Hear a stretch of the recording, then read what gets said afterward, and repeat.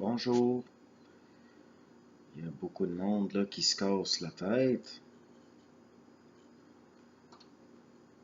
Bon, ben, j'ai pas à faire de reproches. Vous avez vu,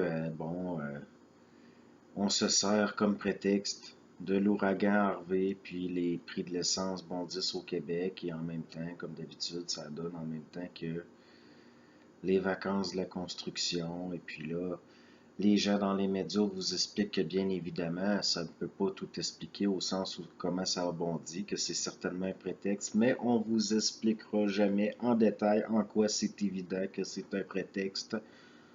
Pourquoi? Parce que ça fait partie du travail des médias. Les plus de 90% des institutions, des gens qui se disent à votre service, ne le sont pas à votre service. Ça fait partie de l'illusion. Et ça commence dès l'enfance, à l'école, l'amitié, la solidarité. Puis ça, tout ça, c'est du conditionnement pour que l'individu serve au sens d'un serviteur. Une systémique qui, au fond, n'est pas très sophistiquée, c'est de l'esprit de meute. C'est-à-dire que l'être humain est encore un animal social et que ça, c'est hiérarchisé. Et on va mettre en condition ce qui est dans le bas de la hiérarchie pour qu'il y demeure et puis qu'il accepte sa condition du fait qu'il ne voit pas au-delà. Et puis, un des pires pièges, c'est que dès que vous commencez à le voir, là, vous allez être en colère et vous allez vous insurger. Et ça fait partie encore d'une façon de vous faire remarquer par cette systémique sociale-là. Et puis, en plus, encore là, vous vous faites avoir parce que ça draine de l'énergie. De vous choquer absolument pour rien, que ça n'est pas en tant qu'ego, en tant qu'individualité, vous ne pouvez pas changer rien. Et puis, ça va juste faire que vous allez être une des poules du poulailler, que la tête dépasse et vous allez être repéré. Il faut être plus subtil que ça. Et puis, c'est une question aussi de tirer son épingle du jeu parce que c'est comme ça. Et je dis pas ça au sens d'accepter que c'est comme ça, que c'est correct que c'est comme ça, mais au sens d'être créatif et de quand même, quand même rester centré, de continuer à vous densifier en tant qu'individualité. Quand je dis que la solidarité, ces choses-là, ce sont des illusions, c'est pas au sens où que je dis que c'est de la merde. C'est au sens où de la façon dont c'est inculqué et transmis au niveau d'un conditionnement institutionnel, entre autres, et puis familial, que ça, c'est de l'illusion. Parce que la solidarité sera réelle lorsqu'elle sera une addition d'individualité réelle. Et puis quand je dis que ça donne rien de vous insurger, de vous mettre en colère quand ce n'est pas le temps pour des choses qui nous dépassent en tant qu'individus, au sens où ce n'est pas pratique, ça devient un drainage d'énergie, c'est au sens où il y a une profonde différence entre l'émotivité et la sensibilité. Si vous venez à bout de ne plus subir votre émotivité et d'avoir une gestion ergonomique de ça, vous n'allez pas perdre votre sensibilité. Au contraire, vous allez voir de plus en plus clairement.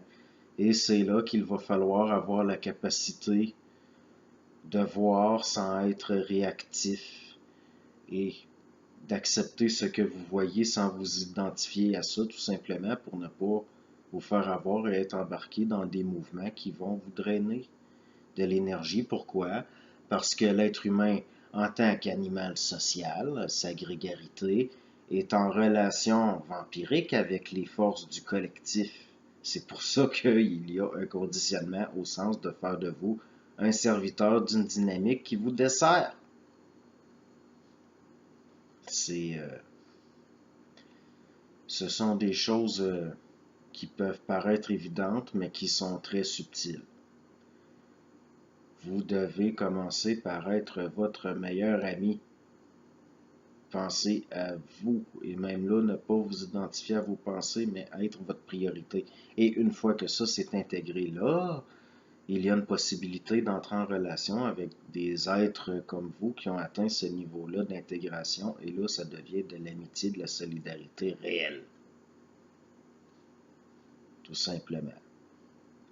Puis l'affaire là du sentiment de solitude, et puis c'est encore là de se faire avoir ça.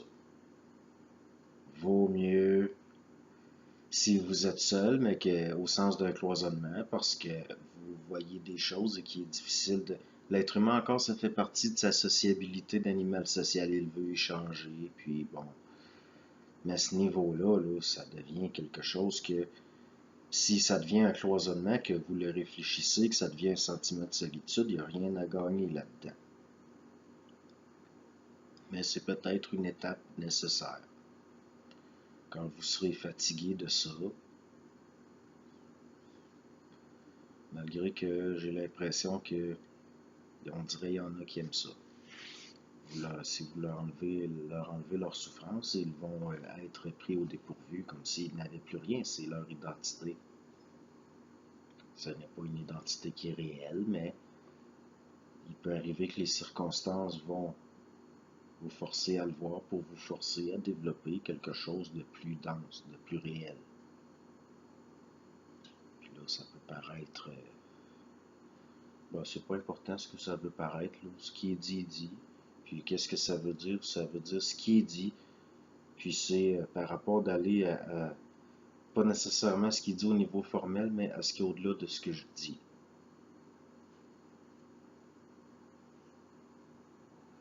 Merci, bonne journée.